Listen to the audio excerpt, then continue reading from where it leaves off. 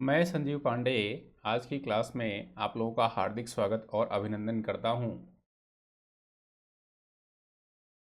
हम लोग प्राचीन भारत की एनसीईआरटी का अध्ययन कर रहे हैं। जो ओल्ड एनसीईआरटी है उसको हम लोग पढ़ रहे हैं। इसमें हम लोग पाषाण काल का अध्ययन कर चुके हैं और सिंधु सभ्यता पर आ पहुंचे हैं। और सिंधु सभ्यता की 2 दिन की क्लास हो गई है। तीसरे दिन हम लोग आगे बढ़ रहे हैं। इससे पहले आज की क्लास प्रारंभ हो, हम लोग अनअकैडमी के बारे में कुछ आधारभूत बातें जान लेते हैं, क्योंकि यह अनअकैडमी का let's crack UPSC CSC Hindi का प्लेटफॉर्म है। देखते हैं हम लोग अनअकैडमी के बारे में कुछ आधारभूत बातें।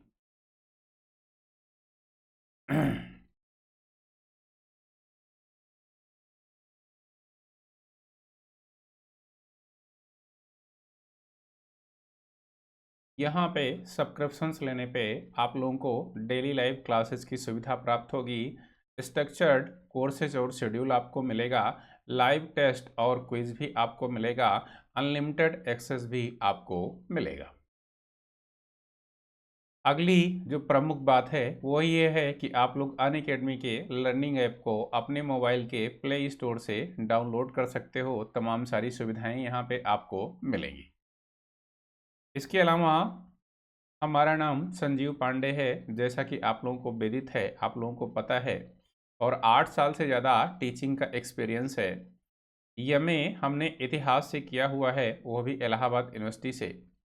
यूपीएससी का 2 बार इंटरव्यू दिया है और यूपीपीसीएस का 4 बार इंटरव्यू दिया है।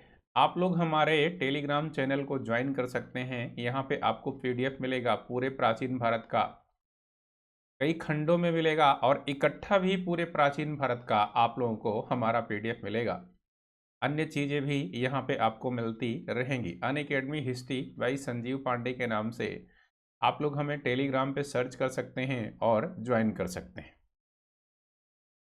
यहाँ पे सब्सक्रिप्शंस लेने पे देश के जो बड़े बड़े विशेषज्ञ हैं, जैसे मृणाल पटेल जी का आप लोगों को मार्गदर्शन मिलेगा, जैसे रोमन सैनी जी का आप लोगों को मार्गदर्शन मिलेगा। अन्य एक्सपर्ट भी यहाँ पे मौजूद हैं, तो इन लोगों का भी आपको मार्गदर्शन मिलेगा। मैं भी यहाँ पर हूँ, तो हमारा भी मार्गदर्शन आपको मिल ही रहा है। यहाँ पे मुख्यतया हम लोग यूपीएससी सीएससी कोर्सेज की बात करेंगे, चाहे वो इंग्लिश मीडियम हो, चाहे वो हिंदी मीडियम हो, चाहे वो प्रारंभिक परीक्षा की बात हो, चाहे वो मुख्य परीक्षा की बात हो। जो भी यूपीएससी का कोर्स है वह पूरी तरीके से कंप्लीट करवाया जाता है, जो भी सिलेबस है। इसके अलावा यहाँ पे खास बात यह है कि हम लोग यहाँ पे एनसीईआरटी का अध्ययन भी करवाते हैं। करंट अफेयर्स भी इसमें शामिल है और प्रैक्टिस स्ट्रेटजी के बारे में भी समय समय पर चर्चा होती है। इसके अलावा आंसर राइटिंग का कोर्स भी यहाँ पे आपको मिलेगा। इसके अलावा पूरा जो कोर्स है वो या तो जीएस का है या तो ऑप्शनल का है। तो पूरा कंप्लीट कोर्स आपको यहाँ पे मैनेज करवाया जाता है। यहाँ पे एडमिशन लेने के लिए 2 तरीके का सब्सक्रिप्शन है, एक प्लस कोर्स का है, एक आइकॉनिक कोर्स का है। प्लस कोर्स के 1 महीने की जो फ़ी है वो 9,000 रुपये है, और इसके 3 महीने की जो फ़ी है वह 22,500 रुपये है। जो 6 महीने की फ़ी है वह यहाँ पे 40,500 रुपये है। जो 12 महीने की फ़ी है वो 49,500 रुपये है। एडमिशन लेते समय, सब्सक्रिप्शंस लेते समय आप लोग हमारे रेफरल कोड संजीव का प्रयोग करें, तब आपको फ़ी में यहाँ पे 10% का डिस्काउंट मिलेगा। इस प्रकार जो 1 महीने की आपकी फ़ी थी 9,000 रुपये, वह कम होके कितनी हो जाएगी? 8100 रुपये हो जाएगी। जो 3 महीने की फ़ी थी आपकी 22,500 रुपये, वो 20,250 हो जाएगी। जो 6 महीने की आपकी फ़ी थी 40,500 रुपये, वो घट के 36,450 हो जाएगी। जो 12 महीने की आपकी फ़ी थी 49,500 रुपये, वो घट के 44,550 हो जाएगी। इसी तरीके से 24 महीने का जो सब्सक्रिप्शंस है और 36 महीने यानी 3 साल का जो सब्सक्रिप्शंस है, इसमें भी हमारे रेफरल कोड का प्रयोग करें, आपको आपकी फ़ी में 10% का डिस्काउंट मिलेगा और हमारे द्वारा समय समय पे आप लोगों को गाइडेंस मिलता रहेगा। यहाँ पे आइकॉनिक कोर्स है, दूसरा एक काफ़ी आधारभूत कोर्स है। इसमें बहुत सारी चीज़ें आपको इस तरीके से मिलती हैं कि कहीं भी भटकने की ज़रूरत भी नहीं पड़ती एक सेकंड के लिए। यहाँ का जो 12 महीने का सब्सक्रिप्शंस है वह 69,500 रुपये का है। जो 24 महीने का सब्सक्रिप्शंस है वो 1,07,000 रुपये का है। जो 36 महीने का सब्सक्रिप्शंस है वो 1,41,000 रुपये का है। एडमिशन लेते समय, सब्सक्रिप्शंस लेते समय आप लोग हमारे रेफरल कोड संजीव का यूज करें, आपको फिर 10% का डिस्काउंट मिलेगा। इस तरीके से जो 12 महीने की आपकी फ़ी थी 69,500 रुपये घट के 62,550 हो जाएगी। जो 24 महीने की फ़ी 1,07,000 रुपये थी वो 96,300 रुपये हो जाएगी। जो 36 महीने की आपकी फ़ी थी 1,41,000 वह घट के 1,26,900 हो जाएगी। तो एडमिशन लेते समय आप लोग ध्यान रखें कि रेफरल कोड संजीव का यूज करना है। और इस कोर्स की खास बात यह है कि आप लोगों को एक पर्सनल कोच भी मिलता है। क्या मिलता है? पर्सनल कोच भी आपको इसमें मिलता है। तो हमारे सब्सक्रिप्शंस को यूज करने के बाद आप लोग हमें भी अपना पर्सनल कोच बना सकते हैं। समय समय पर हमारे द्वारा आपको जानकारी दी जाएगी। कोई भी कंफ्यूजन होगा, कोई भी दिक्कत होगी, कोई भी प्रॉब्लम होगी, वो हमारी तरफ से सॉल्व करने का प्रयास किया जाएगा पूर्ण रूप से। अब बढ़ते हैं हम लोग अपनी क्लास की तरफ। तो हम लोग कहाँ पहुँच चुके हैं? हम लोग सैंधव सभ्यता के विस्तार को पढ़ चुके हैं। सैंधव सभ्यता में हम लोग पढ़ रहे थे मोहनजोदड़ो को, तो इसका अध्ययन हम लोगों ने कर लिया है। लोथल का भी अध्ययन हम लोगों ने कर लिया है। तो आज का जो आपका टॉपिक स्टार्ट हो रहा है वह सैंधव सभ्यता के जो प्रमुख स्थल हैं और वहां से जो साक्ष्य मिला है उसका अध्ययन हम लोग कर रहे हैं। इसमें से हड़प्पा, मोहनजोदड़ो और लोथल का हम लोगों ने अध्ययन कर लिया है। ये मुख्य स्थल से सैंधव सभ्यता के। अन्य कुछ मुख्य स्थल और बचे हुए हैं, इनका हम लोग बारीकी से और गहराई से या सार्वभौमिक तरीके से अध्ययन करते हैं। तो आप लोग सतर्क हो जाइए, सावधान हो जाइए। पूरी तन्मयता से हम लोग इसका अध्ययन करेंगे। आप इसको अपने ग्रुप में शेयर भी कीजिए, चैनल्स को भी सब्सक्राइब कीजिए और वीडियो को भी समय समय पर आप लोग लाइक करते रहिए। तो पहुंचते हैं हम लोग कालीबंगा के पास। ये चौथा स्थल है जिसका हम लोग अध्ययन करने पहुंचे हुए हैं। चौथा स्थल है ये कालीबंगा। तो काली का मतलब क्या होता है? सार्वभौमिक तरीके से अध्ययन करते हैं, बिल्कुल बेसिक तरीके से अध्ययन करते हैं, जीरो से अध्ययन करते हैं। कालीबंगा, इसमें काली का मतलब क्या होता है?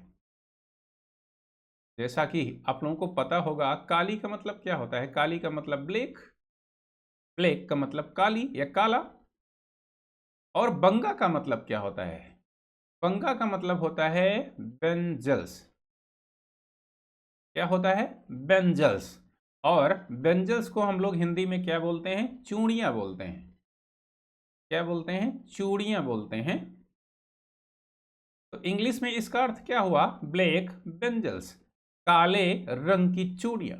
इसका शाब्दिक अर्थ क्या हुआ?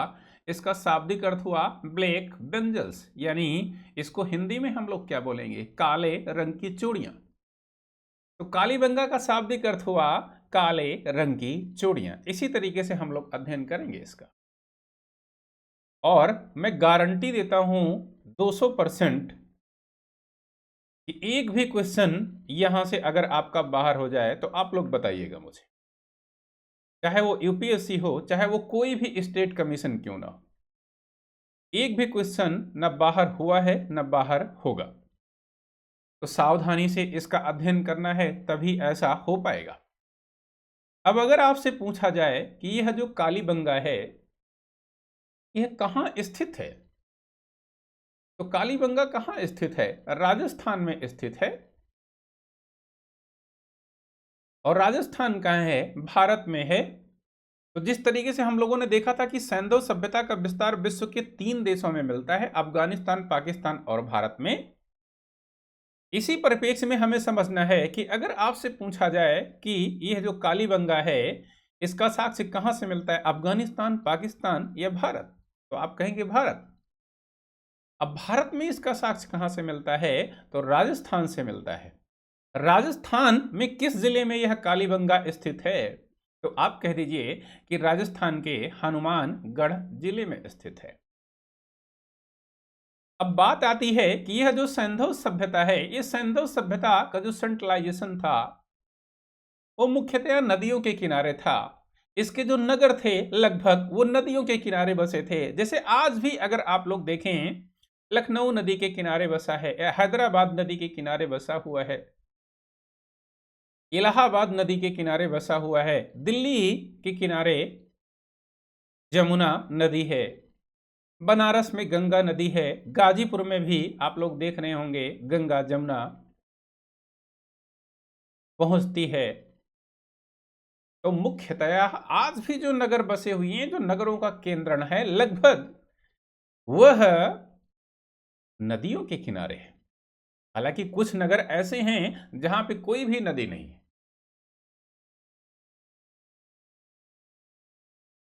तो उस समय भी जो सैंधव सभ्यता थी उसका संकेंद्रण सर्वाधिक नदियों के किनारे था।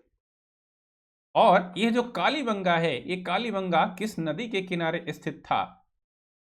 तो आप कह दीजिए कि सरस्वती नदी के किनारे स्थित था। तो आप लोगों के मन में एक प्रश्न आ रहा होगा कि सर सरस्वती नदी का तो एविडेंस मिलता ही नहीं। तो उस समय एविडेंस मिलता था, अब नहीं मिलता है। क्यों? क्योंकि सरस्वती नदी वह नदी है, या नदियों में एक नदी है जो अदृश्य हो चुकी हैं, जो लुप्तप्राय हो चुकी हैं। लेकिन आप लोगों को यहां पे थोड़ा सा सावधान होना पड़ेगा।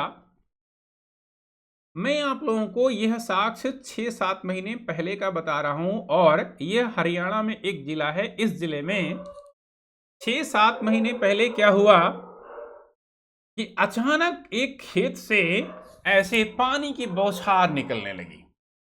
जब पानी की बौछार निकलने लगी और बड़ी तीव्र धारा के रूप में निकलने लगी ही, तो वहां के किसानों ने उस चीज को देखा। जब वहां के किसानों ने देखा तो उनको शक हुआ, तो भारतीय पुरातत्व विभाग को उन्होंने सूचित किया, और पुरातत्व विभाग ने यह साबित किया कि यह वही सरस्वती नदी है जो लुप्तप्राय हो चुकी हैं और जो वर्तमान में प्रकट हो रही हैं। तो अगर आपसे क्वेश्चन पूछे कि वर्तमान में सरस्वती नदी का साक्ष्य कहां से मिल रहा है, तो आप कह दीजिए कि हरियाणा से मिल रहा है।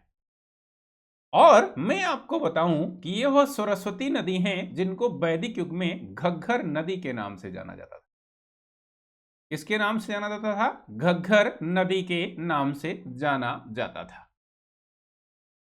तो वैदिक युग में आपको सरस्वती नदी का जो प्राचीन नाम मिलेगा वो घग्घर नदी के रूप में। किसके रूप में मिलेगा? घग्घर नदी के रूप में मिलेगा। और यहां भी आपको मिलता है कई बार कि ये जो सैंधव सभ्यता है इसका संकेंद्रण सर्वाधिक किस नदी के तट पर था? तो आप कहेंगे घग्घर नदी के तट पे था, या सरस्वती नदी के तट पे था। यही आपका क्या होगा? उत्तर सही होगा। आगे बढ़ते हैं। यह है जो कालीबंगा है, इसकी खोजकर्ता कौन है? तो आप कहिए कि इसके जो खोजकर्ता हैं वह A.N. घोष साहब है। एक बार एक तरीके से क्वेश्चन पूछा गया और उस क्वेश्चन में सॉरी, अमलानंद घोष विकल्प में नहीं था। ये हिंदी में ये नहीं लिखा हुआ था, ये इंग्लिश में लिखा हुआ था A.N. घोष। तो यही अमलानंद घोष हैं, यही A.N. घोष हैं। इन्होंने ही इसको डिस्कवर किया था, कालीबंगा को खोजा था। कब खोजा था? बता दीजिए कि 1951 में खोजा था, यानी 20वीं शताब्दी के मध्य में, एग्जैक्ट मध्य में खोजा था। ठीक। अब आइए हम लोग देखते हैं कि यह जो कालीबंगा है, ये कालीबंगा की बहुत बेसिक बातें हम लोगों ने जानी। अब देखते हैं कि यह जो कालीबंगा है यहां से हमें एविडेंस क्या मिला हुआ है, यहां से हमें साक्ष्य क्या मिला हुआ है। बहुत इंपॉर्टेंट साक्ष्य हैं इसके, बहुत मेहनत किया है इसके साक्ष्यों को इकट्ठा करने में।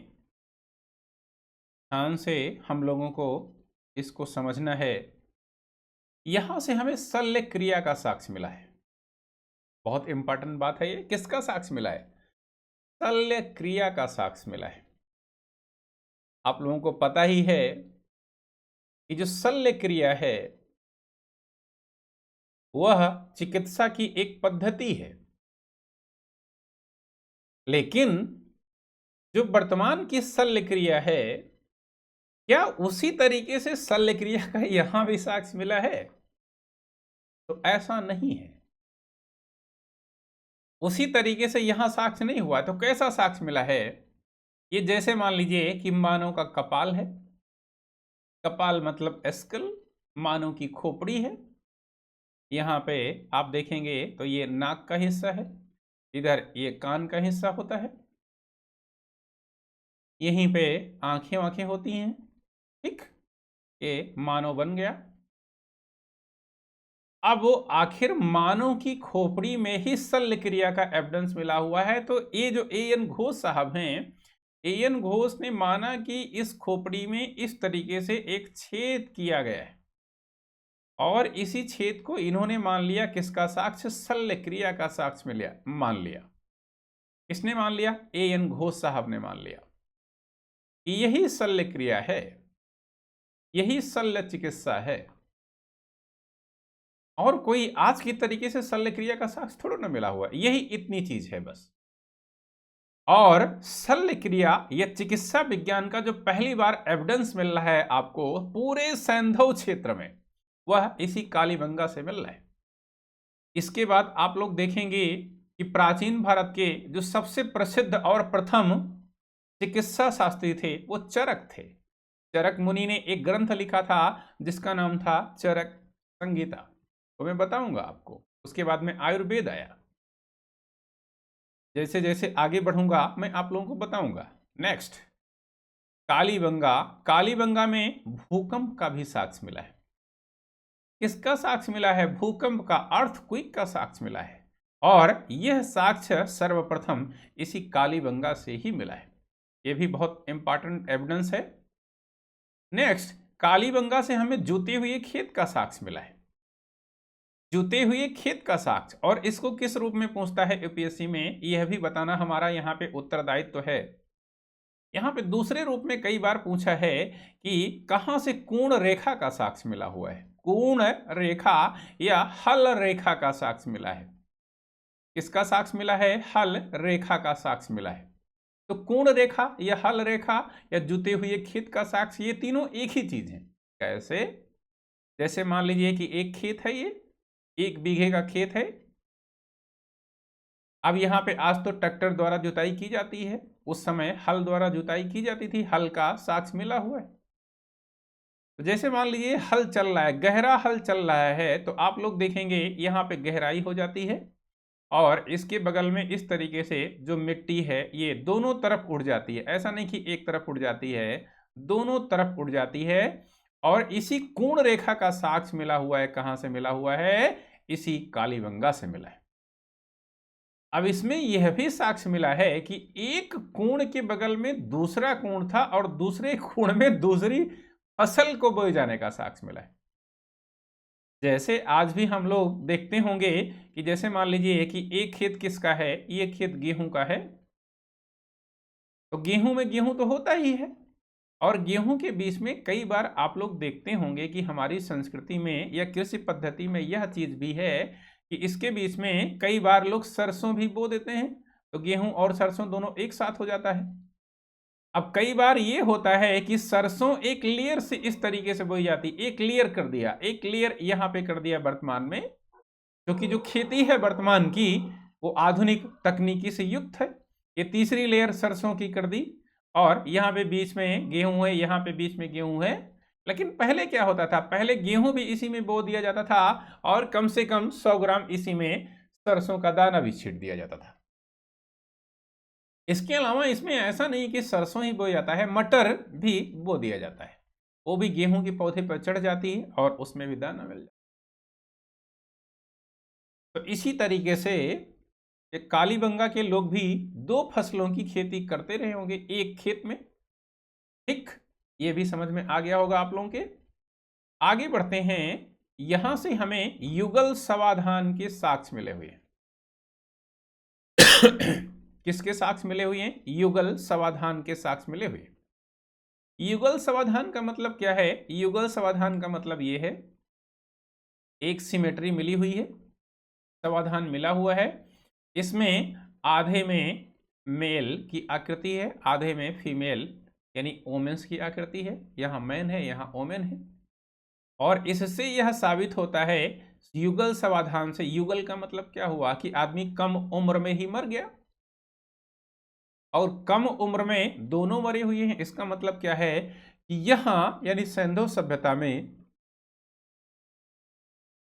इस सिमेट्री से इतिहासकारों ने यह अनुमान व्यक्त किया, कह रहा हूं यह अनुमान व्यक्त किया, ऐसा स्पष्ट नहीं कहा किसी ने, अनुमान व्यक्त किया कि यह जो सिंधु सभ्यता थी, इस सिंधु सभ्यता में सती प्रथा प्रचलित थी। कौन सी प्रथा प्रचलित थी? सती सिस्टम प्रचलित था, ऐसा अनुमान व्यक्त किया, और अनुमान भी सही है बिल्कुल। नेक्स्ट, यह जो कालीबंगा है, कालीबंगा से अग्निकुंड के साक्ष्य मिले हुए हैं और अग्निवेदिका के साक्ष्य मिले हुए हैं। हमने लोथल में भी इन साक्ष्यों को बताया है। तो यहां से तो अग्निवेदिका और अग्निकुंड के साक्ष्य मिल ही रहे हैं, लोथल से भी अग्निवेदिका और अग्निकुंड के साक्ष्य मिले हुए। लेकिन अगर पूछा जाए कि कहां से सर्वप्रथम साक्ष्य मिले, तो आप कह दीजिए कि कालीबंगा से मिले। क्यों? क्योंकि इसकी जो खोज कर ली गई थी वो 1951 में कर ली गई थी। ठीक, आगे बढ़ते हैं। अगला स्थल है जिसका नाम है धौलावीरा। क्या नाम है? धौलावीरा। धौला का मतलब क्या होता है? धौला, या कुंदेन्दु तुषार हार धौला, या शुभ्र वस्तांबिता, या बीड़ा बरदंड मंडित करा, या श्वेत पद्मासन।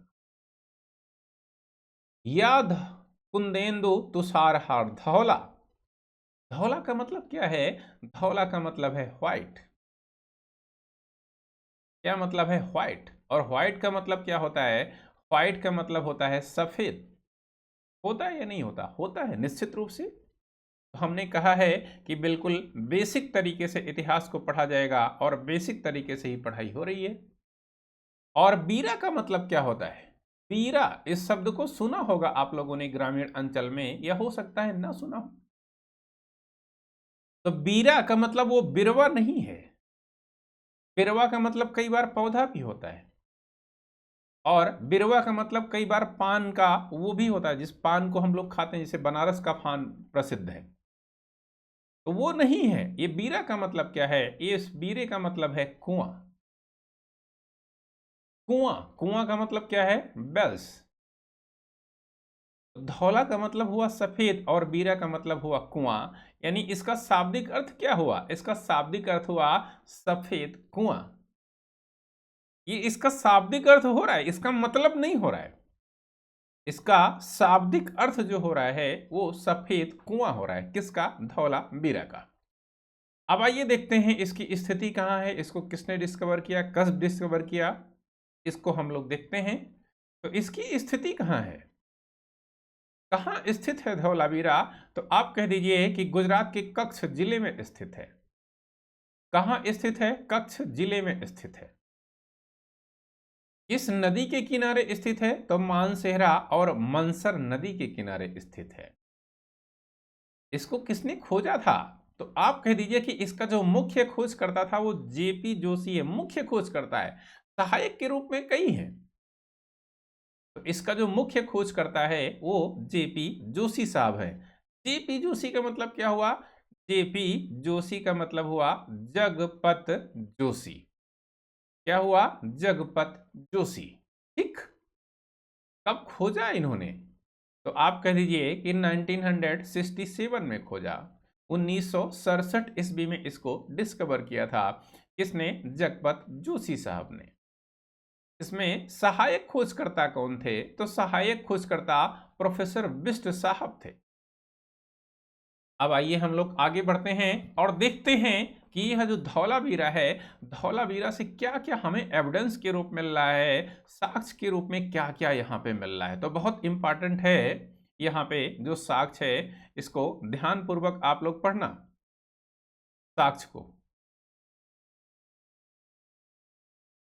यहां से हमें स्टेडियम का साक्ष्य मिल रहा है। तो स्टेडियम नहीं पूछता ये शब्द कौन सा लिखता है, ये क्रीड़ागार लिखता है या खेल का मैदान लिखता है। यूपीएससी एनसीईआरटी ने इसी शब्द का प्रयोग किया है, क्रीड़ागार। और क्रीड़ागार या खेल के मैदान को हम लोग अंग्रेजी में क्या बोलते हैं? स्टेडियम बोलते हैं। क्या बोलते हैं? स्टेडियम। तो स्टेडियम का साक्ष्य पहली बार और आखिरी बार केवल और केवल धौलावीरा से मिला हुआ है। इसका साक्ष्य किसी अन्य जगह से नहीं मिलता, केवल और केवल आपको धौलावीरा से इसका साक्ष्य मिला हुआ है। आगे किसका साक्ष्य मिला हुआ है? तो दूसरे साक्ष्य के रूप में हम लोग देखेंगे तो यहां से साइन बोर्ड या अभिलेख का साक्ष्य मिला हुआ है। साइन बोर्ड जैसे हम यहां पे आपको पढ़ा रहे हैं, तो ये क्या है? ये एक साइन बोर्ड के रूप में ही है, ये एक इंस्क्रिप्शन के रूप में ही है। इसमें कुछ बातें ही तो मैं आपको पढ़ा रहा हूं। तो एक साइन बोर्ड मिला हुआ है इस तरीके से, और साइन बोर्ड जो मिला हुआ है उस पर कुछ लिखा हुआ है, कुछ बातें लिखी हुई हैं। उसका साक्ष्य कहां से मिला है? तो इसी धौलावीरा से मिला हुआ है। नेक्स्ट, और यहां से किसका साक्ष्य मिला हुआ है? सुनामी का यहीं से साक्ष्य मिला हुआ है, धौलावीरा से। और यह आधुनिक साक्ष्य है इसलिए उपयोगी भी है। तो इसको बिल्कुल गहराई से समझ लेना है इसको कि सुनामी का साक्ष्य कहां से मिला? इसी धौलावीरा से मिला, पहली बार मिला। नेक्स्ट, नेवला। आप लोगों को पता होगा कि नेवले की मूर्ति का जो साक्ष्य मिला हुआ है वह यहीं से मिला हुआ है। और किसका साक्ष्य मिला हुआ है? राज्यसभा का साक्ष्य मिला हुआ है। राज्यसभा वर्तमान में हमारे यहां उच्च सदन है। आप लोग वैदिक युग को पढ़ेंगे तो वहां भी जो राजनीतिक संगठन थे, सभा, समिति, विदत गण के नाम से जाना गया, उसमें स्त्रियां भाग लेती थीं। तो कोई लोकसभा के समान थी, कोई राज्यसभा के समान थी। वैसे यहां से भी राज्यसभा का साक्ष्य मिला है। तो ये रहा आपका धौलावीरा। आगे बढ़ते हैं, एक अन्य स्थल है और इसका नाम है बनवाली।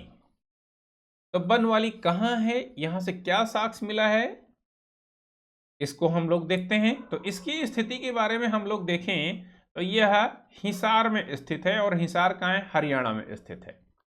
यहां के लोग बड़े सीधे साधे होते हैं, हिसार के। सॉरी, कैसे होते हैं? बड़े सीधे साधे होते हैं, अन्य हरियाणा के लोगों से काफी सीधे हैं। क्योंकि यहाँ पे हम लोगों ने कुछ दिन तक पढ़ाया है हिसार में, बहुत ज्यादा नहीं, बस कुछ ही दिनों तक यहाँ पढ़ाया है। बहुत सीधे लोग हमें लगे यहाँ के। इसके अलावा ये किस नदी के किनारे स्थित है? तो यह रंगोई नदी के किनारे स्थित है। यह शब्द आपको एनसीईआरटी में नहीं मिलेगा कि यह बनावली किस नदी के किनारे स्थित है। तो किस नदी के किनारे स्थित है? रंगोई नदी के किनारे स्थित है, इसको समझते रहिएगा। इसके खोजकर्ता कौन हैं? तो इसके खोजकर्ता आर.एस. बिष्ट साहब हैं। आइए देखते हैं कि यहां से हमें एविडेंस क्या मिलता है, यानी साक्ष्य क्या मिलता है इस बनावली नामक स्थान से। तो अब आपके सामने जो सैंधव सभ्यता के स्थलों को हम लोग पढ़ेंगे, वह स्थल अब थोड़ा सा नॉर्मल होंगे। जैसे अभी तक जो हमने स्थल पढ़े वो बड़े बड़े स्थलों का अध्ययन किया और वहां से मिले साक्ष्यों का अध्ययन किया। अब थोड़ा छोटे छोटे स्थल आप लोगों को मिलेंगे। तो यहां से किसका साक्ष्य मिला है? तो आप कह दीजिए कि एक हल का साक्ष्य मिला है, और यह जो हल बना हुआ है यह मिट्टी का हल है। यह भी ध्यान रखिएगा, किसका हल मिला हुआ है? मिट्टी का हल मिला हुआ है। और यहां से रसोई घर का साक्ष्य मिला है, और यहां से भी अग्निकुंड का साक्ष्य मिला हुआ है। और अग्निकुंड के अलावा यहां से भी अग्नि वेदिका का साक्ष्य रेगुलर मिला है। तो ये जो अग्निकुंड है और अग्नि वेदिका है, अभी तक आप लोगों ने देखा कि इसका जो साक्ष्य मिला है वह 3 स्थलों से मिला है। पहला लोथल हो गया, और दूसरा आप लोगों ने देखा कि काली बंगा हो गया, और तीसरा आप लोगों ने देखा कि यह बनावली हो गया। इन तीनों स्थलों से हमें संयुक्त रूप से साक्ष्य मिलता है किसका? फायर पिट्स का और फायर एल्टर्स का। फायर एल्टर्स, फायर पिट्स मतलब अग्नि वेदिका और अग्नि कुंड, इन दोनों का साक्ष्य मिला है। अग्नि वेदिका का साक्ष्य मिला हुआ है और अग्नि कुंड का साक्ष्य मिला हुआ है। इन तीनों स्थलों से समान रूप से अग्नि वेदिका और अग्नि कुंड का साक्ष्य मिला हुआ है। Fire pits, fire altars, Lothal, Kalibangan, Banawali, इन तीनों स्थलों से। आगे बढ़ते हैं हम लोग। एक स्थल और है जो काफी प्रसिद्ध है, काफी बड़ा स्थल है, और इसका नाम है चन्हूदड़ो। इसको भी हम लोग पढ़ते हैं। तो इसकी स्थिति कहाँ है? तो इसकी स्थिति सिंध प्रांत में है। और सिंध प्रांत मतलब कहाँ का सिंध प्रांत? तो आप कह दीजिए कि पाकिस्तान का सिंध प्रांत, यहीं से इसका साक्ष्य मिला हुआ है। आगे हम लोग देखें तो यह जो चन्हूदाड़ो नामक स्थल है, इसकी खोजकर्ता कौन है? तो आप कहिए कि एनजी मजूमदार। एनजी मजूमदार ने इसकी खोज की थी। ठीक। समय क्या है? तो समय है 1931 का। साक्ष्य क्या यहां से मिला हुआ है, इसको हम लोग देखते हैं। तो साक्ष्य के रूप में यहां पे वक्राकार ईंटों का साक्ष्य मिला हुआ है, और केवल सिंधु सभ्यता का चन्हूदड़ो नामक नगर ही है जहां से हमें किसका साक्ष्य मिलता है? इस वक्राकार ईंटों का साक्ष्य मिलता है। इसके अलावा और कहीं से नहीं मिलता। नेक्स्ट, मनका का कारखाना का साक्ष्य मिला हुआ है। हम लोगों ने पढ़ा था कि यह जो मनका बनाने का कारखाना का साक्ष्य मिला हुआ है वह लोथल से भी मिला हुआ है, लेकिन लोथल में सीमित रूप से मिला है, यहां पे बहुतायत पैमाने पे मिला है। और यहां पे कुत्ते के निशान, कुत्ते के पंजों के निशान, इसका भी साक्ष्य हमें मिला हुआ है। इसके अलावा आप लोग देखोगे तो यहां से लिपस्टिक, काजल, कंघा, उस्तरा, इन सब वस्तुओं का भी साक्ष्य मिला है। लिपस्टिक, काजल, कंघा, उस्तरा, आप कह दो कि यहां से हमें किसका साक्ष्य मिला हुआ है? यहां से हमें मेकअप बॉक्स का साक्ष्य मिला हुआ है। मेकअप बॉक्स का साक्ष्य मिला हुआ है, जो मुख्यतया गर्ल्स या वुमेन्स रखती हैं। बॉयज के पास भी होते हैं, किट होती है मेकअप बॉक्स की, लेकिन मुख्यतया यहां से जो सौंदर्य के साधन मिले हैं वो लिपस्टिक किसका है? स्त्रियों का है। काजल किसका है? स्त्री पुरुष दोनों लगाते हैं।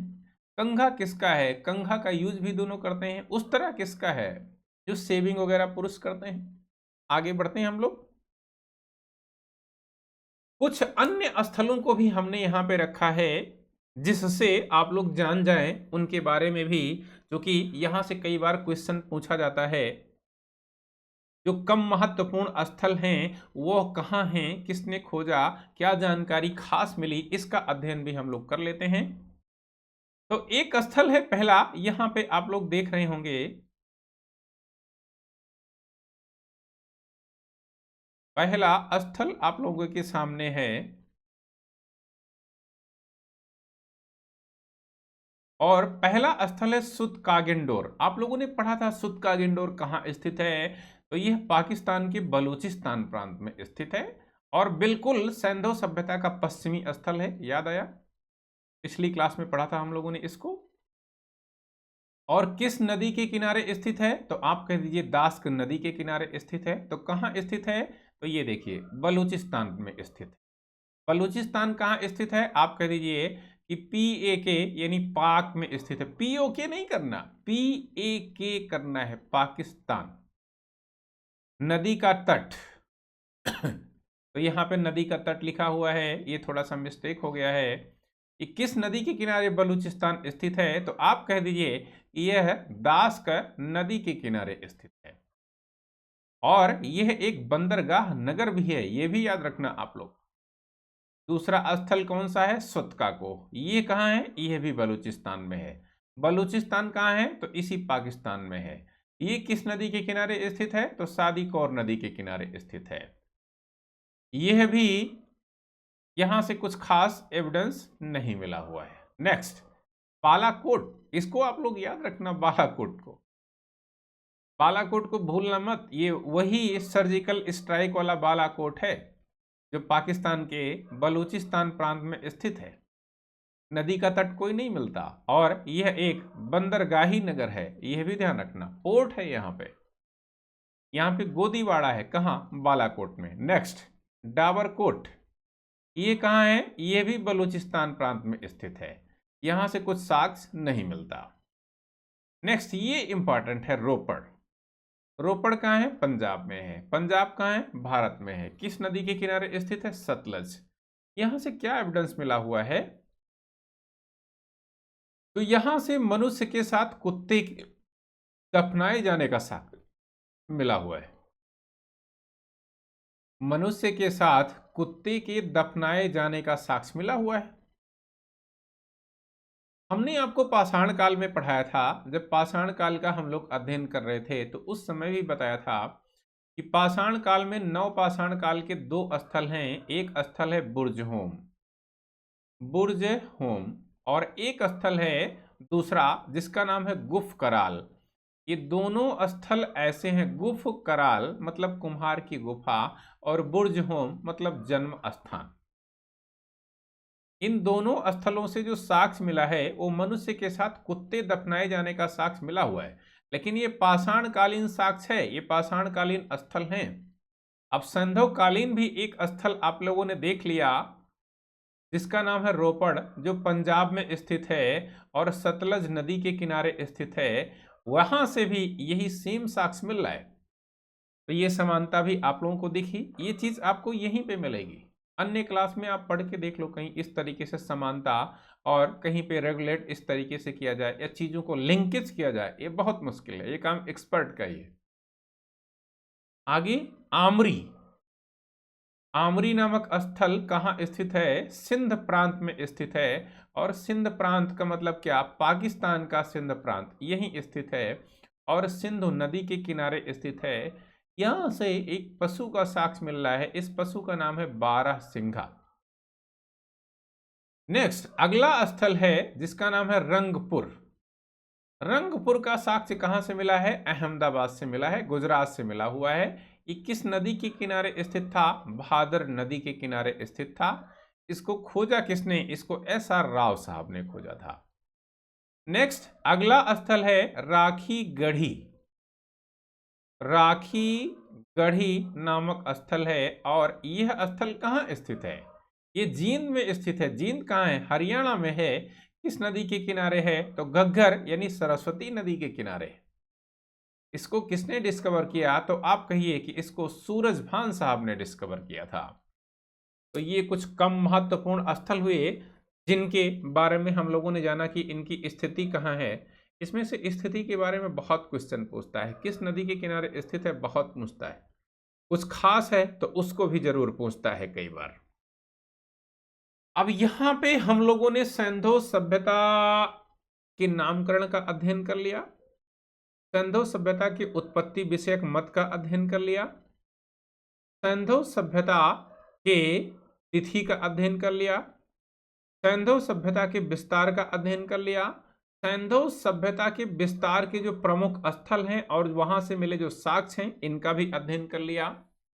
अब आगे हम लोग बढ़ेंगे तो हम लोगों के सामने एक महत्वपूर्ण पहलू के रूप में होगा सिंधु सभ्यता की राजनीतिक स्थिति, उसके बाद सामाजिक स्थिति, धार्मिक स्थिति, आर्थिक स्थिति, व्यापारिक स्थिति, और फिर अंत में हम लोग देखेंगे सिंधु सभ्यता के पतन को। तो जरा आप लोग ही सोचिए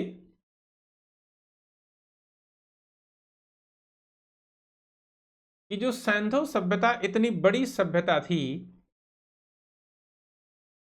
इस सभ्यता की आज तक जो लिपि है उसका उद्वाचन नहीं हो पाया है। कोई भी इतिहासकार इसका आज तक अध्ययन नहीं कर पाया, मतलब इसको पढ़ नहीं पाया।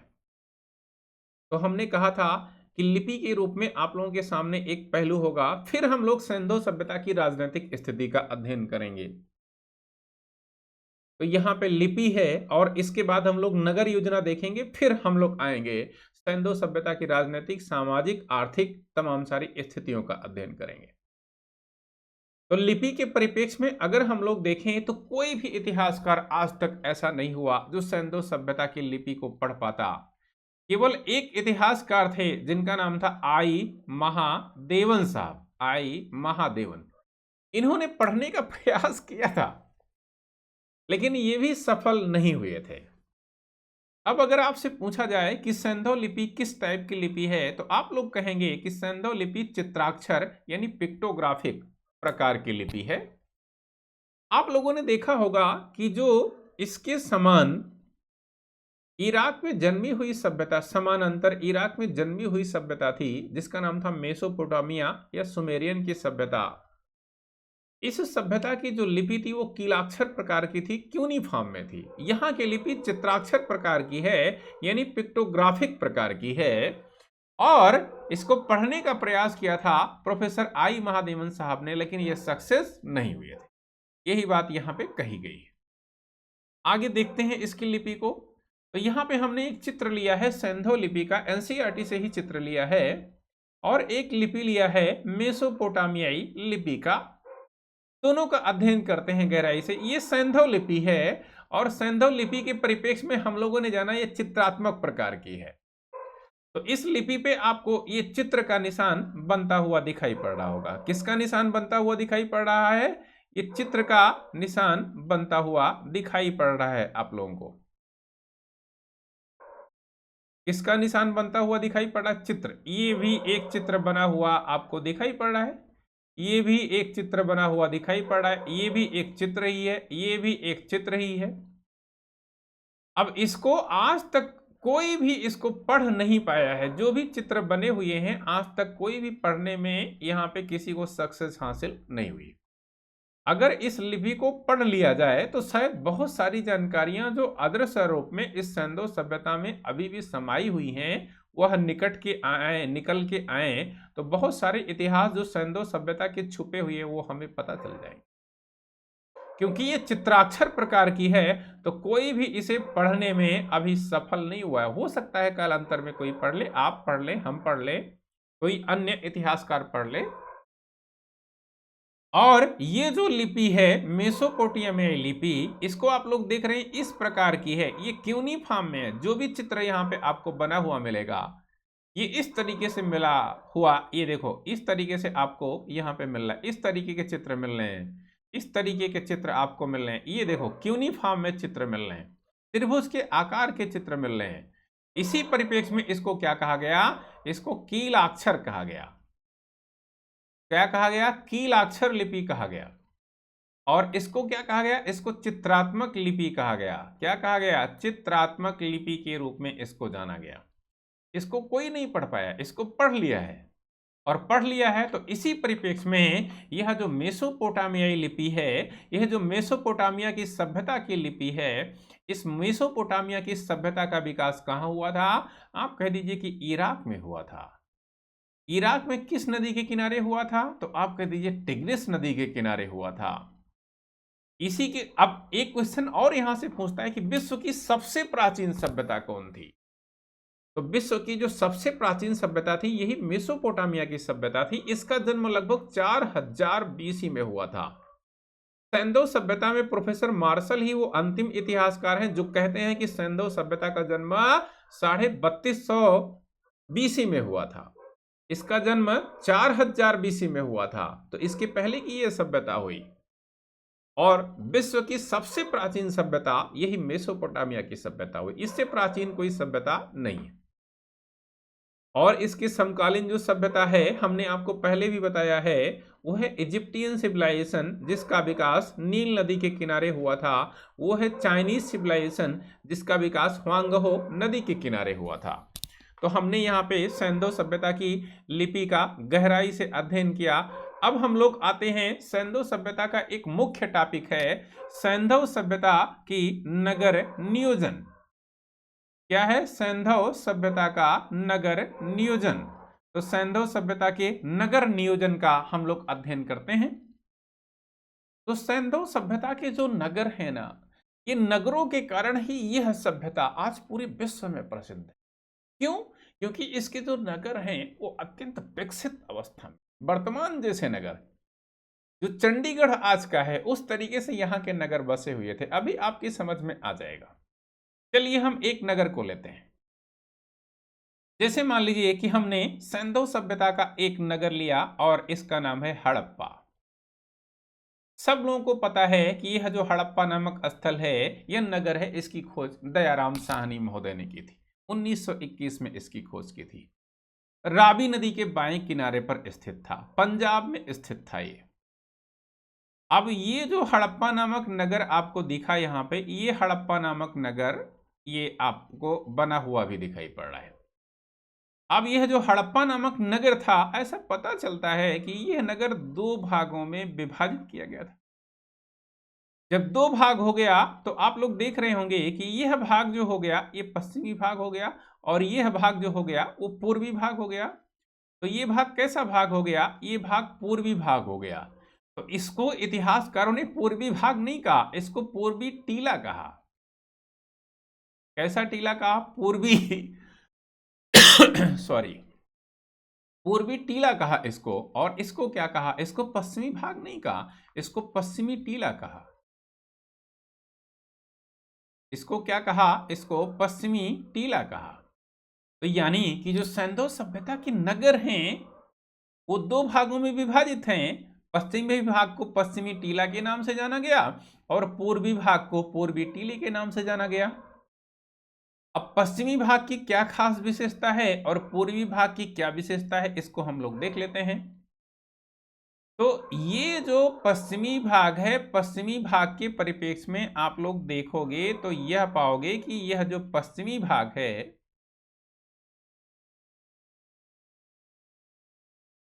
पश्चिमी भाग के परिप्रेक्ष्य में आप लोग देखोगे तो यह पाओगे कि ये पश्चिमी भाग हो गया हड़प्पा का और ये पूर्वी भाग हो गया। कैसा भाग हो गया? ये पूर्वी भाग हो गया। तो कुछ इस तरीके से है ये हड़प्पा नामक नगर, ये पूर्वी भाग हो गया, ये पश्चिमी भाग हो गया। अब इसको देखो, अब यहां पे आपको स्पष्ट रूप से दिखाई पड़ रहा होगा कि ये जो पश्चिमी भाग है यह पूर्वी भाग से ऊपर है। देखो आपको दिखाई पड़ रहा होगा।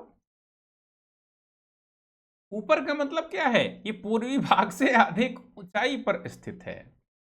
ऊंचाई पर स्थित होने के कारण यह आकार इसका इससे बड़ा दिख रहा है।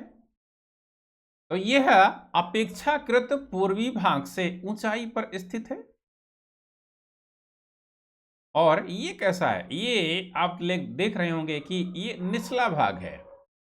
इन नगर का कैसा भाग है? निचला भाग है, पूर्वी भाग है लेकिन काफी नीचे स्थित है।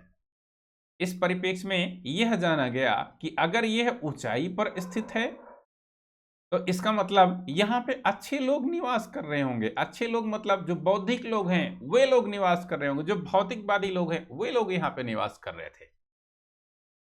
और यहाँ पे इसका मतलब फिर निम्न कैटेगरी के लोग निवास कर रहे थे। जैसे यहाँ पे आप समझ सकते हैं कि लेबर,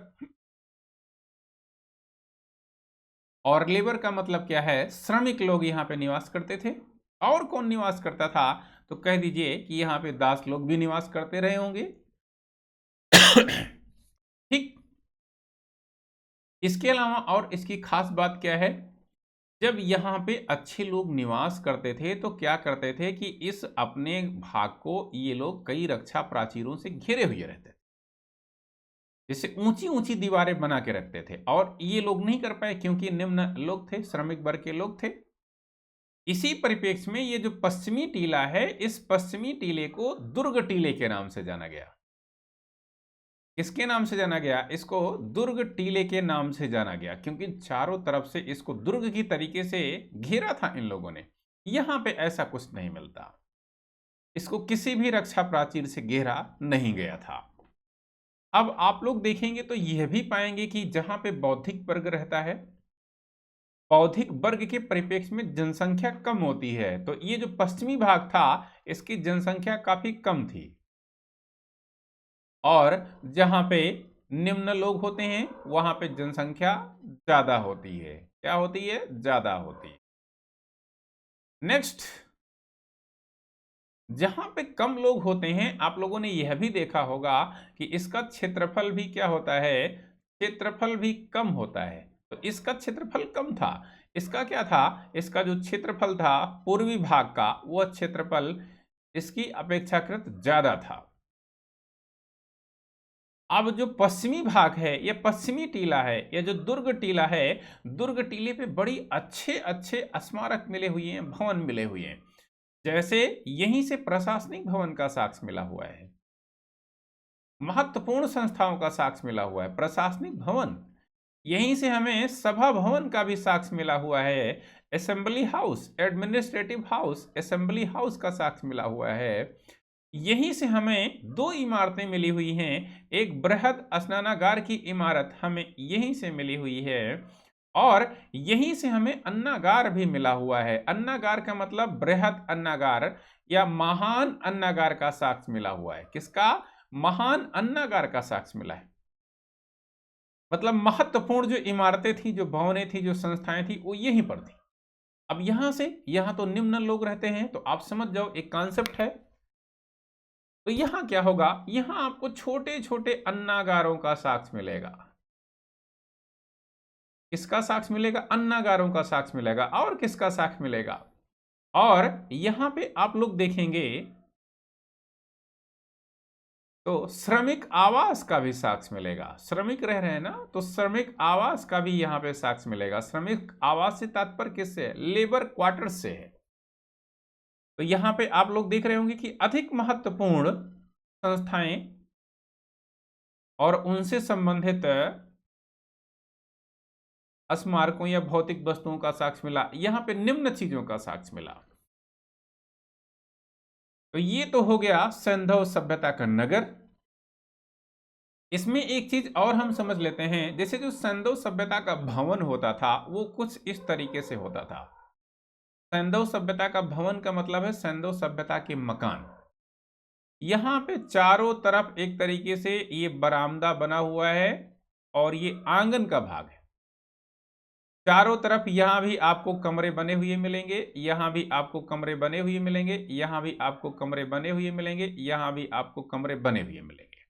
और इन कमरों का दरवाजा इसी आंगन की तरफ ओपन हो रहा है, यानी घर के बीचों बीच में खुल रहा है। सारे कमरों का दरवाजा यहीं इधर ही खुल रहा है। अब कमरों की ये जो फर्श बनी हुई हैं, यह बिटुमिनस के लेप से बनी हुई है। बिटुमिनस के लेप से बनी हुई एक धातु है बिटुमिनस, बहुत महत्वपूर्ण धातु है। और यहां पे जो ईंटें लगी हुई हैं, बिल्कुल पक्की ईंटें लगी हुई हैं, और ईंटों का जो अनुपात है वो 4:2:1 का अनुपात है। यह भी याद रखना, 4:2:1। सबसे ज्यादा इसी प्रकार की ईंटों का यहां पे अनुपात लगा हुआ है। ठीक, तो ये हो गया सैंधव सभ्यता की नगर निर्माण योजना। इसमें नगरों को हमने देखा और यहां के घरों को देखा। एक चीज और समझिएगा आप लोग, अब ये सैंधव सभ्यता का जो मुख्य दरवाजा है, आप देख रहे होंगे कि ये दरवाजा इस तरफ खुलना चाहिए, मुख्य गेट, मेन दरवाजा, मेन गेट। लेकिन ऐसा नहीं था। ये घर के सामने की तरफ यहां का मेन गेट नहीं खुलता था, पीछे की तरफ मुख्य दरवाजा खुलता था। पीछे की तरफ मतलब गलियों की तरफ खुलता था, नालियों की तरफ खुलता था। यहाँ की जो नालियां मिली हुई हैं वो बिल्कुल पक्की ईंटों की बनी हुई। इस समय आगे बढ़ते हैं हम लोग। ये सैंधव लिपि का अध्ययन हम लोगों ने कर लिया। अब आइए हम लोग देखते हैं सैंधव सभ्यता की राजनीतिक स्थिति को।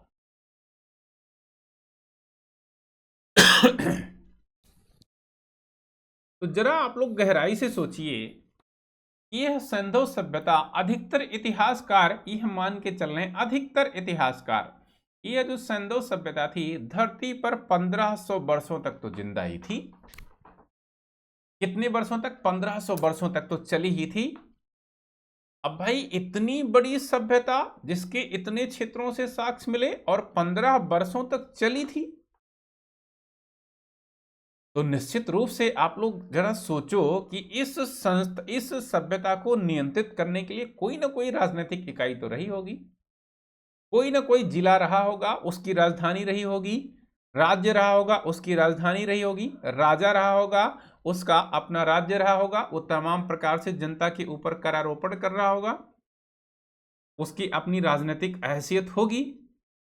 लेकिन यहां से आज तक किसी भी राजनीतिक गतिविधि का वास्तव में कोई साक्ष्य नहीं मिला हुआ है, कोई साक्ष्य नहीं मिला हुआ है। जैसे इसकी जो समकालिक सभ्यता थी जिसका नाम था मेसोपोटामियाई सभ्यता, मेसोपोटामियाई सभ्यता के बारे में कहा जाता है कि वहां से मंदिरों का साक्ष्य मिला हुआ है, और जब मंदिरों का साक्ष्य मिला हुआ है तो पता चलता है कि वहां के राजनीतिक स्थिति को नियंत्रित करता था और चलाता था कौन? पुरोहित। लेकिन इस सैंधव सभ्यता से आज तक किसी भी नगर से कहीं भी किसी भी मंदिर का साक्ष्य नहीं मिला। तो जिस प्रकार से मेसोपोटामियाई सभ्यता को चलाता कौन था? पुरोहित वर्ग के लोग चलाते थे, नियंत्रित करते थे, वही वहां के शासक थे। उस प्रकार से हम यह नहीं कह सकते कि सैंधव सभ्यता को भी नियंत्रित या चला कौन रहा था? पुरोहित वर्ग कर रहा था, यह हम नहीं कह सकते। लेकिन इतनी बड़ी सैंधव सभ्यता थी, इतने क्षेत्रों में इसका विस्तार था, तो कोई ना कोई तो राजनीतिक इकाई रहा होगा, राजनीतिक संगठन रहा होगा। तो आप कह दीजिए कि अभी तक हमें कोई साक्ष्य नहीं मिला, लेकिन बहुत सारे इतिहासकारों ने कुछ कल्पना की है राजनीतिक संगठन के परिप्रेक्ष्य में। जैसे बहुत सारे इतिहासकारों ने यह माना कि यहां जनतांत्रिक प्रणाली थी, बहुत ने माना कि यहां लोकतांत्रिक प्रणाली थी, तो बहुत ने माना कि यहां रियासतें थीं और शासक के रूप में राजा होते थे। तो बहुत लोगों ने माना कि यह जो सैंधव सभ्यता थी ये कई टुकड़ों में बटी हुई थी, इसकी अलग अलग राजधानियां थीं। जैसे राजस्थान की राजधानी कालीबंगा, जैसे हरियाणा की राजधानी बनावली, जैसे सिंधु की राजधानी हड़प्पा, जैसे पंजाब की राजधानी हड़प्पा और सिंध प्रांत की राजधानी मोहनजोदड़ो, गुजरात की राजधानी लोथल, ऐसे रहा होगा। आगे बढ़ते हैं हम लोग। एक इतिहासकार हैं professor R S Sharma. Professor R S Sharma की एनसीईआरटी का ही हम लोग अध्ययन कर रहे हैं, और इसके फलस्वरूप यह जानना उचित होगा कि इस परिप्रेक्ष्य में professor R S Sharma, Ram शरण शर्मा महोदय क्या कहते हैं। तो इनके अनुसार हड़प्पा का शासन वणिक वर्गों के हाथ में था, यानी वैश्य वर्गों के हाथ में था। इनके यह बताने का आधार क्या है? इनके यह बताने का आधार यह है कि जो हड़प्पा सभ्यता थी, यह सैंधव सभ्यता थी, यह कांस्ययुगीन सभ्यता थी, यह सिंधु सरस्वती की सभ्यता थी, या प्रथम नगरीयकरण की सभ्यता थी। इस सभ्यता को नियंत्रित कौन करता था? तो नियंत्रित करता था वैश्य वर्ग। क्यों? क्योंकि ये कहते हैं कि सैंधव सभ्यता का जो व्यापार था, जो वाणिज्य था, वो अत्यंत विकसित अवस्था में था। यहां के लोग विदेशों का व्यापार करते थे, वहां से आयात करते थे, और समुद्री व्यापार प्रचलित था। तो कहीं ना कहीं व्यापार की जो स्थिति का साक्ष्य मिलता है वह अत्यंत विकसित अवस्था में मिलता है। इसी परिप्रेक्ष्य में आर एस शर्मा साहब ने कहा हुआ होगा कि जो सैंधव सभ्यता है उसका खेवनहार कौन होगा? उसका खेवनहार वणिक वर्ग होगा। बहुत कंसेप्चुअल चीजें आपको बता रहा हूं कि आपकी बिल्कुल समझ में आ जाए। एक एक पॉइंट, एक एक शब्द पे गहराई से आप लोग ध्यान देते रहेंगे तो निश्चित रूप से जो निचोड़ मैं बता रहा हूं सैंधव सभ्यता का, वो एनसीईआरटी में मिलता तो है। मैं नहीं कह सकता कि मैं एनसीईआरटी से बड़ा हूं, लेकिन इसी में आपकी सफलता निर्भर है। अगर आप इसको अचीव कर लेते हैं, प्राप्त कर लेते हैं, तो आगे एक प्रोफेसर हैं जिनका नाम है प्रोफेसर रंगनाथ राव। बहुत चर्चित प्रोफेसर रहे हैं ये। सैंधव सभ्यता को विश्व का प्रथम महान साम्राज्य बताया है। एक और इतिहासकार हैं जिनका नाम है फेयर सर्विस। इन्होंने माना कि सैंधव सभ्यता में ग्राम प्रशासन के द्वारा इस सभ्यता को नियंत्रित किया जाता था। नेक्स्ट, एक हंटर महोदय हैं, प्रोफेसर हंटर साहब, यह ब्रिटिश इतिहासकार हैं। इन्होंने माना कि यहां शासन की जनतांत्रिक पद्धति थी, वही जो हमने बताया आपको। अभी आपको जानते हो क्या करेगा, ये आपको प्रारंभिक परीक्षा में कूट के रूप में देगा, एक तरफ हंटर एक तरफ जनतांत्रिक, एक तरफ आर्य शर्मा दूसरी तरफ बणिक, एक तरफ ए एल बासम महोदय। हाँ, इनका थोड़ा सा मानना अलग है, ए एल बासम साहब का। ए एल बासम साहब पहले इतिहासकार हैं जो कहते हैं कि यहां पे पुरोहितों का साक्ष्य नहीं मिलता, फिर भी पुरोहितों का शासन था। ए एल बासम पहले इतिहासकार हैं जो इस बात को मानते हैं। हालांकि इनको मंदिर का साक्ष्य नहीं मिला, फिर भी इन्होंने यह माना, यह स्वीकार किया कि अगर मेसोपोटामिया जो इसकी समकालिक सभ्यता थी, जिसको नियंत्रित कौन करते थे, जिसको नियंत्रित करते थे पुरोहित वर्ग के लोग, तो इसको भी नियंत्रित करते रहे होंगे पुरोहित वर्ग के लोग। ठीक। प्रोफेसर मैगे, ये प्रोफेसर मार्शल साहब के दोस्त थे। इनके अनुसार यहां प्रतिनिधि सरकार थी। एक है पिग्गट महोदय, पिग्गट महोदय ने माना कि यहां पर केंद्रीकृत सरकार थी, जैसे मौर्य साम्राज्य था, बहुत केंद्रीकृत साम्राज्य था। केंद्रीकृत साम्राज्य कहने का मतलब यह है, यह जो सिंधु सभ्यता थी, ये पिग्गट महोदय के अनुसार यहां पे बहुत बड़े बड़े विशालकाय, महानतम, महत्वाकांक्षी, यानी बड़े बड़े शासक रहे होंगे। इसी परिप्रेक्ष्य में कहा गया है केंद्रीकृत साम्राज्य था। आगे बढ़ते हैं। हम लोगों ने यहां पे सिंधु सभ्यता की राजनीतिक स्थिति को पढ़ा और पूर्ण रूप से यह देखा कि यह कोई भी इतिहासकार स्पष्ट रूप से नहीं कह पाता कि सिंधु सभ्यता का शासन किसी एक वर्ग के हाथ में था। यह कोई नहीं पाता था, और कोई कहता भी है तो इस विषय पर आपस में मतभेद है, लोगों में आपस में कंट्रोवर्सी है, आपस में विवाद है। कोई एक दूसरे का मत के समर्थन नहीं कर पाता, क्योंकि किसी के पास एविडेंस नहीं है। यह जो सभ्यता को हम पढ़ रहे हैं, एविडेंस के आधार पर ही पढ़ रहे हैं, साक्ष्यों के आधार पर ही पढ़ रहे हैं, और ऐसा कोई साक्ष्य नहीं है। तो सबका अपना अपना रुख है, अपने अपने तरीके से बताया है। कोई साक्ष्य नहीं मिला हुआ है किसी को कि कोई साक्ष्य मिल रहा हो, केवल अनुमान व्यक्त किया गया ऐसा हो सकता है। ठीक, आगे बढ़ते हैं हम लोग। सिंधु सभ्यता के समाज का अध्ययन करते हैं। जैसे वर्तमान का जो हमारा समाज है, ब्राह्मण, क्षत्रिय, वैश्य, शूद्र में विभाजित है।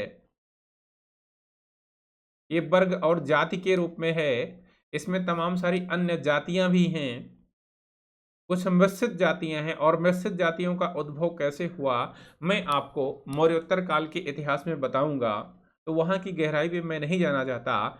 अभी केवल और केवल आपको यह समझना है कि सिंधु समाज कैसा था।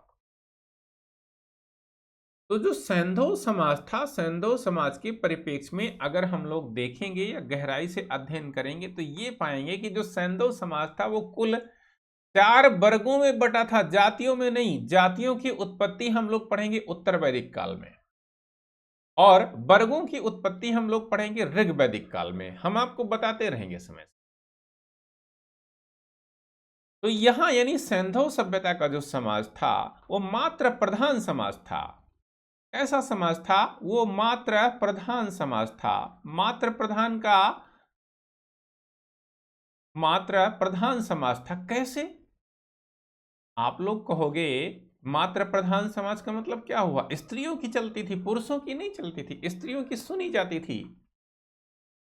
स्त्रियां इस समय डिसीजन मेकिंग के रूप में थीं। कहां पे? सिंधु सभ्यता में। तो जितनी अच्छी स्थिति स्त्रियों की सिंधु सभ्यता में थी, उतनी कहीं नहीं थी, क्योंकि यहां पे मात्र प्रधान समाज। वैदिक युग में आएंगे तो पुरुष प्रधान समाज आपको मिलने लगेगा। तो कैसे हम कह सकते हैं? कैसे कह सकते हैं? क्योंकि आप लोग देखोगे तो यह पाओगे कि जो सिंधु काल की बात आती है, तो सिंधु काल में सर्वाधिक जो मूर्तियों का साक्ष्य मिला हुआ है वो मृण मूर्तियों का साक्ष्य मिला हुआ है। किसका साक्ष्य मिला हुआ है? मृण मूर्तियों का साक्ष्य मिला है। और ये जो मृण मूर्तियां बनी हैं, इन मृण मूर्तियों पर अधिकतर जो साक्ष्य मिला हुआ है वो किसका मिला हुआ है? ओमेन का मिला हुआ है, यानी फीमेल का मिला हुआ है, मेंस का नहीं मिला। सबसे ज्यादा साक्ष्य की बात कर रहा हूं, पुरुषों की अपेक्षा महिलाओं का साक्ष्य मृण मूर्तियों यानी मिट्टी की मूर्तियों पर ज्यादा मिला है। इसी परिप्रेक्ष्य में इतिहासकारों ने कहा कि सिंधु सभ्यता मातृ प्रधान समाज था, क्योंकि यहां से मृण मूर्तियों का साक्ष्य सबसे ज्यादा मिला है, वो भी मेंस की नहीं, वोमेन्स की, फीमेल की। ठीक। अब दूसरी बात आती है कि यह जो सैंधव समाज था ये कुल कितने वर्गों में विभाजित था? तो ये जो सैंधव समाज था यह कुल 4 वर्गों में विभाजित था। पहला जो वर्ग था वह पुरोहित वर्ग था। पुरोहित वर्ग को हम लोग ज्ञानी वर्ग के नाम से जानते हैं, और पुरोहित वर्ग को हम लोग बौद्धिक वर्ग के नाम से जानते हैं। यहाँ पे जो पुरोहित शब्द लिखा है इसको हटा दें तो ज्यादा अच्छा होगा। यह जो समाज था, यह जो पहला वर्ग था, इसका नाम था बौद्धिक। और यह भी शब्द सही है, कोई दिक्कत नहीं है, क्योंकि जो बौद्धिक है वही पुरोहित है, जो पुरोहित है वही बौद्धिक है। दोनों का एक दूसरे से तादाद में है, दोनों अलग अलग चीजें नहीं है। और इस बौद्धिक वर्ग का काम क्या था? तो ये बुद्धिजीवी वर्ग है। बुद्धिजीवी वर्ग का काम क्या होता है? जैसे आज था वैसे उस समय था। दूसरा जो वर्ग था वो योद्धा वर्ग था। इसको हम लोग इंटेलेक्चुअल क्लास के रूप में देखा, इसको योद्धा वर्ग यानी बैरियर क्लासेस के रूप में देखा। योद्धा वर्ग, योद्धा वर्ग का मतलब क्या हुआ? योद्धा वर्ग का मतलब ये हुआ कि वह वर्ग जो युद्ध इत्यादि करता था उसको किस वर्ग में रखा गया? योद्धा वर्ग में रखा गया। जो पांडित्य का काम करता था उसको बौद्धिक वर्ग में रखा गया। तीसरा जो वर्ग है वह किस नाम से है? वह वणिक वर्ग के नाम से है। वणिक यानी व्यापारी वर्ग से, जो व्यापार का काम करता है, जो आयात निर्यात का काम करता है, उसको किस वर्ग में रखा गया? उसको वणिक वर्ग में रखा गया। नेक्स्ट, दास वर्ग, स्लेव क्लासेस। दास वर्ग को ही हम लोग श्रमिक वर्ग के नाम से जानते हैं। इसके नाम से जानते हैं, श्रमिक वर्ग के नाम से हम लोग इसी को जानते हैं। तो चौथा और अंतिम जो वर्ग था उसको हम लोग स्लेव क्लासेस के नाम से जानते हैं या दास वर्ग के नाम से जानते हैं। तो ये रहा आपका सैंधव समाज, जो 4 कोटियों में विभाजित था। पहला वर्ग पुरोहित वर्ग या बौद्धिक वर्ग का था, या इंटेलेक्चुअल क्लासेस का था। दूसरा योद्धा वर्ग या वॉरियर क्लासेस का था। तीसरा वणिक वर्ग या ट्रेडर्स क्लासेस का था। और चौथा दास वर्ग या स्लेव क्लासेस का था। और यहाँ पे मात्र प्रधान समाज था। परिवार में स्त्रियां ही परिवार का प्रधान होती थीं, ये ही डिसीजन मेकिंग के रूप में थी। ठीक, आगे बढ़ते हैं। एक अन्य पहलू है आप लोगों के सामने, सैंधव सभ्यता के लोगों के मनोरंजन का साधन। तो सैंधव सभ्यता के लोगों के जो मनोरंजन का साधन था वो पांसे का खेल था। कौन सा खेल था? पांसे का खेल। यही खेल आपको महाभारत युग में भी दिखाई पड़ेगा। वह पांसे का खेल ही था जिसमें द्रौपदी को 5 पांडव हार गए थे। वो पांसे का खेल ही है। और महाभारत काल में आप आएंगे तो महाभारत काल में ये जो द्रौपदी थी, इनके कितने पति थे? तो 5 पांडव इनके पति थे, एक पति इनका नहीं था। इनके जो पति थे वो 5 पांडव थे। इसका मतलब क्या हुआ? इसका मतलब महाभारत काल की जो स्त्रियां थीं वह बहुपति प्रथा में विश्वास करती थी। बहुपति, बहुत सारे पति, बहुपति प्रथा में विश्वास करती थी, ये भी जान लीजिएगा। महाभारत काल की बात कर रहा हूं। आगे यहां के लोगों के मनोरंजन का जो दूसरा साधन था वो था शिकार, हंटिंग। हंटर थे ये लोग, पशुओं का शिकार करते थे। कहां के लोग? हड़प्पा के लोग। और इसके पहले जो पाषाण काल के लोग थे उनका तो जीवन ही शिकारी था, लेकिन इनके मनोरंजन का साधन था। उनका तो जीवन पद्धति उसी शिकार के माध्यम से चल रही है, उनका मुख्य पेशा था। लेकिन यहाँ पे पेशा नहीं है, यहाँ पे मनोरंजन का साधन है ये। नेक्स्ट, नृत्य यानी डांस। डांस भी यहां के लोगों के मनोरंजन का साधन था। तो आपसे 3 मनोरंजन के साधन यहां पे हमने दिए, एक कुछ और पूछेगा आपसे और कहेगा कि कौन सा साधन नहीं था। संगीत, यहां पे जैसे एक ऑप्शन दे दिया और आपसे पूछ लिया कि निम्नलिखित में से कौन सा सैंधव सभ्यता के लोगों के मनोरंजन का साधन नहीं था, इसको चौथे विकल्प में शामिल कर लिया। अब देखो कितना आसान और कितना अच्छा क्वेश्चन बन रहा है, सोचते रहिए आप इस पर, इस विकल्प पर सोचते रहिए। मुझे नहीं लगता कि इस क्वेश्चन का उत्तर 2% स्टूडेंट भी दे पाएंगे। पांसे का खेल मनोरंजन का साधन, शिकार इनके मनोरंजन का साधन, डांस इनके मनोरंजन का साधन, लेकिन संगीत इनके मनोरंजन का साधन नहीं था और इसका एविडेंस भी नहीं मिला है। ठीक।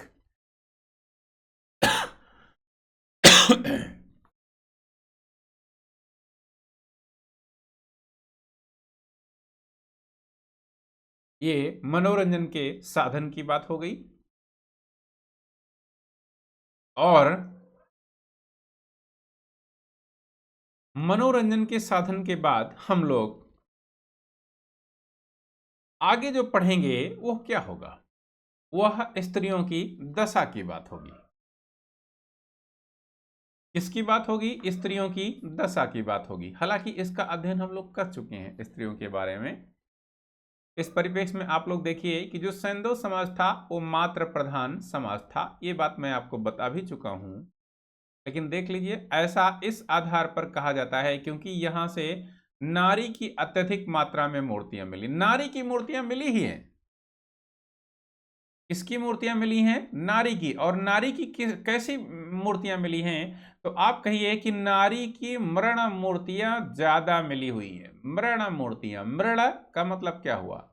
मृण मूर्तियां मिली हुई हैं नारी की ज्यादा। तो मृण का मतलब क्या होता है? मृण का मतलब होता है मिट्टी, मूर्तियां का मतलब मूर्तियां, यानी मिट्टी की मूर्तियां सबसे ज्यादा मिली हुई हैं। इसी परिप्रेक्ष्य में कहा गया कि यहां का जो समाज था वो मात्र प्रधान समाज था। आगे एक पॉइंट और बहुत महत्वपूर्ण पॉइंट है, यहां से सती प्रथा का अनुमान भी लगाया जाता है। ये बात नारी समाज के परिप्रेक्ष्य में ही है।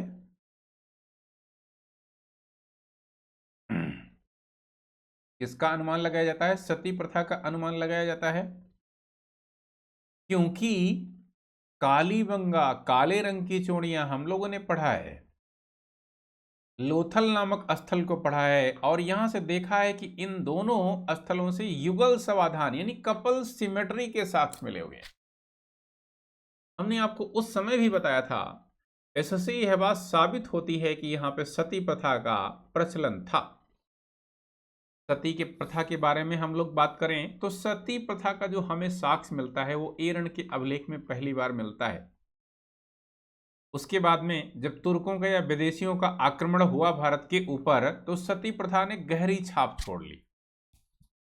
कालांतर में मोहम्मद बिन तुगलक नामक तुगलक शासक ने इसको समाप्त करने का प्रयास किया था, अकबर ने किया था, पुर्तगाली गवर्नर अलबुकर्क ने भी किया था, लेकिन अंतिम रूप से कोई, और अकबर ने भी किया था, लेकिन अंतिम रूप से कोई दूर नहीं कर पाया।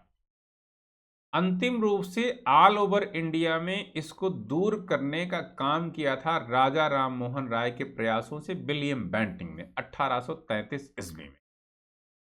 नियम बनाया गया 1833 ईस्वी के चार्टर एक्ट द्वारा, नियम 17, और नियम 17 के तहत ऑल ओवर इंडिया में सती प्रथा को प्रतिबंधित कर दिया गया।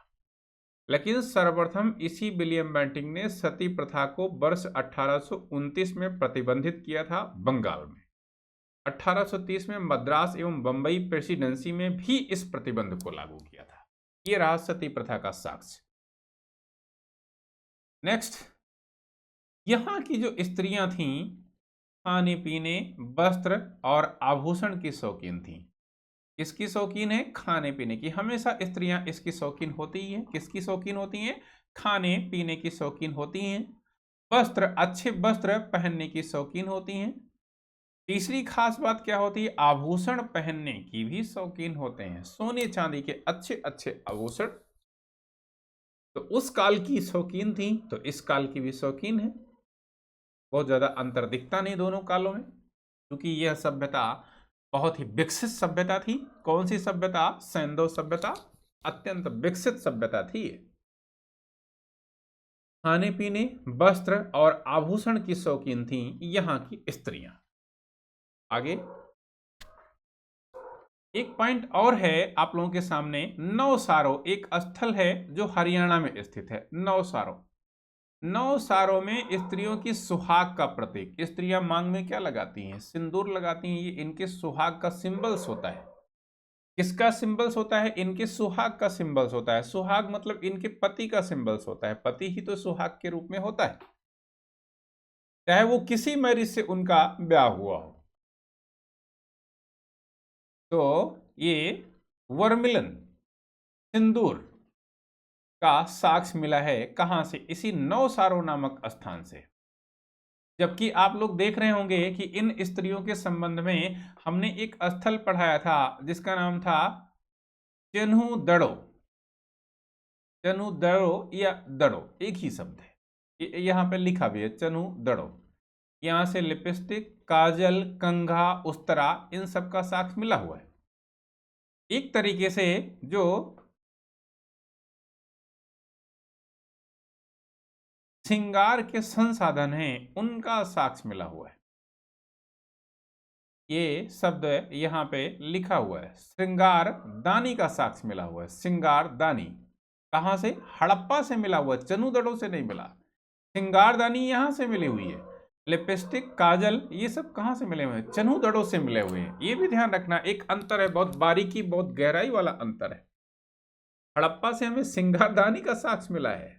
यही वो हड़प्पा है जिसको 1921 में दयाराम साहनी महोदय ने खोजा था। यही वो हड़प्पा है। और चनूदड़ों से हमें लिपस्टिक, काजल, कंघा और उस तरह का साक्ष्य मिला हुआ है। ठीक, किसका साक्ष्य मिला हुआ है? इन चीजों का साक्ष्य यहां से मिला हुआ है। अब आगे का जो टॉपिक है वो सैंधव सभ्यता की आर्थिक स्थिति का है, लेकिन काफी बड़ा टॉपिक है। करीब करीब हम लोग सैंधव सभ्यता की आर्थिक स्थिति के बारे में 1 घंटे अध्ययन करेंगे। लगभग आधे घंटे से ज्यादा की क्लास तो है ही है। तो सैंधव सभ्यता के परिप्रेक्ष्य में जो स्त्रियों की स्थिति थी उसका हम लोगों ने व्यापक रूप से अध्ययन किया, सार्वभौमिक रूप से अध्ययन किया। अगली क्लास में आप लोग सैंधव सभ्यता की आर्थिक स्थिति का अध्ययन करेंगे, जो कि काफी महत्वपूर्ण होगा, काफी उपयोगी होगा। और यहां हमें इसका अध्ययन करना ही है, क्योंकि अगली इतिहास की जो कड़ी होगी वो यहीं से जुड़ी होगी।